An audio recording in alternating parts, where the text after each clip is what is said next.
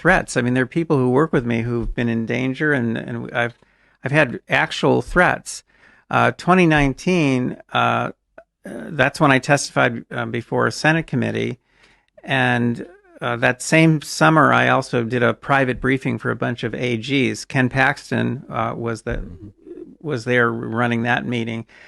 When I was finished, I went out in the hallway. A few minutes later, one of the AGs came out. I know exactly who it was. He's still an AG.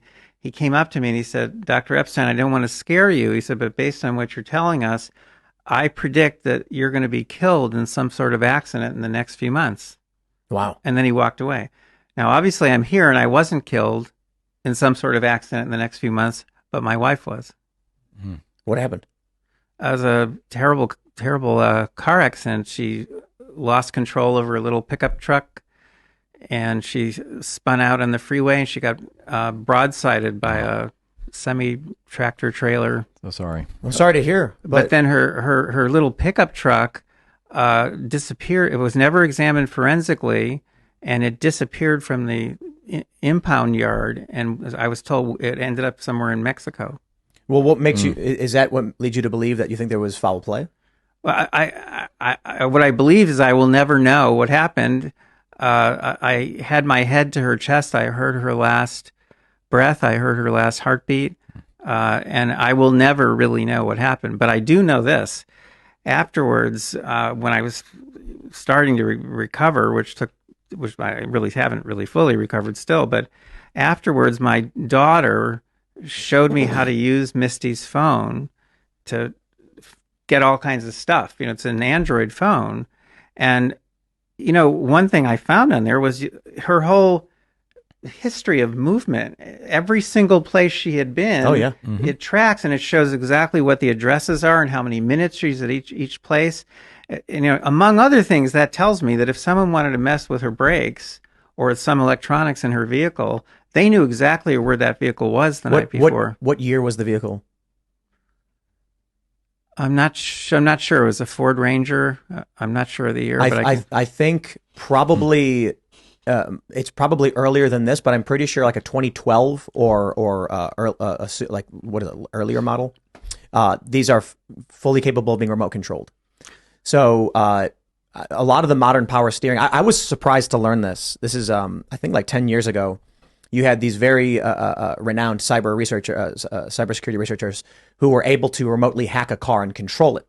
And the first thing I thought was, how do you remote control? You've got to have a mechanism by which you can actually move the steering wheel without hands. I understood power steering existed, but I didn't realize that there were actual motors within the steering wheel that can move it without physical kinetic input. Sure enough, these researchers found that there was a way to remotely access through like a very narrow communication channel into the steering system. And they were able to, it's famous video, Wired did this whole thing on it, where they're sitting in the back seat and they have a tablet or a computer or whatever, and they're making the car stop and accelerate and move all remotely. And that's when that's around the time I think most people learned that the steering systems are already electronic and automated, and digital inputs can shift this if someone can input code into the system. Now, cars today, we're well beyond that. Now, you quite literally have automatic cars, which means you get into your robo-car, the doors can lock and not open, and it can just drive itself off a cliff. The difficulty here, though, is everyone's going to ask, was it the self-driving capability that resulted in this freak accident happening? But in this time period, without getting into specifics, because they're, people's families, there are stories of individuals working on very serious foreign policy stories, going 100 miles an hour down the road and slamming into a tree and the car explodes. Without getting into specifics, there are stories related to this where the individual in question said they thought their car was tampered with and asked someone to borrow their car because they saw someone tampering with it. And then shortly after, their car, 100 plus miles an hour, slams into a tree, explodes, and the journalist dies. Everybody knows this story. So when I hear something like this, this is the scary thing about disrupting any kind of system. It's really hard to build a massive complex system. It's really easy to throw a twig into the spokes of a bike and have it flip over. You get a massive machine with millions of moving parts, and someone drops a marble into it somewhere, the whole thing explodes. You take a look at someone who's working on, saying, uncovering a massive mechanized system and understanding how fragile it may be. Oh, sorry, he got mugged. That's it. People think that assassinations and these things are always going to be some, like, a strange man was spotted coming out of a dark alley with a trench coat on, and we heard a few gunshots before the man jumped in a black van and sped off. No. Oh, remember that guy who was working on that big story? He got mugged yesterday. That's it. They caught the guy who did it. Yeah, he died. It's that simple. It could be even softer. If you import social credit systems into the algorithms for controlling your life, your car, or your driving, you might have, just like you have suppression in your social media sites, you may have suppression in your function, your ability to spend money from your own bank, Oh, sure. your ability to drive your own car, right? Or shoot a gun. They might want to. I'm talking about electronically putting blockers on the ability, to use a gun. So, oh yeah, and there's pros and cons to this. Smart guns, where it requires a handprint sensors so that it can only be used by the individual who's programmed for it. The bigger question is it connected to the internet? In which case, people in power can bypass your restrictions, and then what you'll end up with, you as a home user, you trying to use your weapon, one day wake up to find you can't use it, but the authorities can. I want to make a plea, and I'm going to see if you'll even let me repeat the plea, maybe at the end of this show. Sure. We need help building this system that we're building, which we're calling America's Digital Shield. The project is called the TechWatch Project. So if you go to techwatchproject.org, you can learn about the project. But I want to send people to one place, mygoogleresearch.com, because that summarizes everything. It's got videos, it's got links to all our scientific papers, and more importantly, it has donation links. And what we're asking people to do is to sponsor a field agent.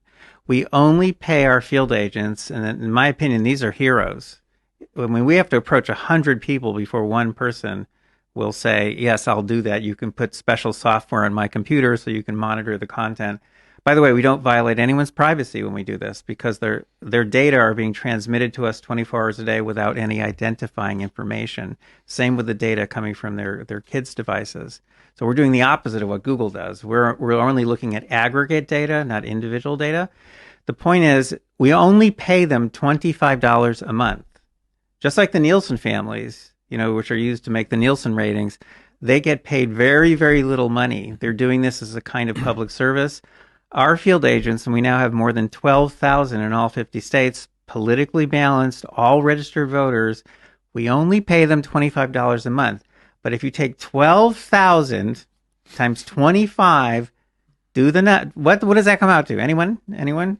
I think that's $300,000 a month. 370, yeah. Yeah. So we're talking about something that's very expensive, and the only way we can really make this into a permanent project is if we have tens of thousands of Americans step up.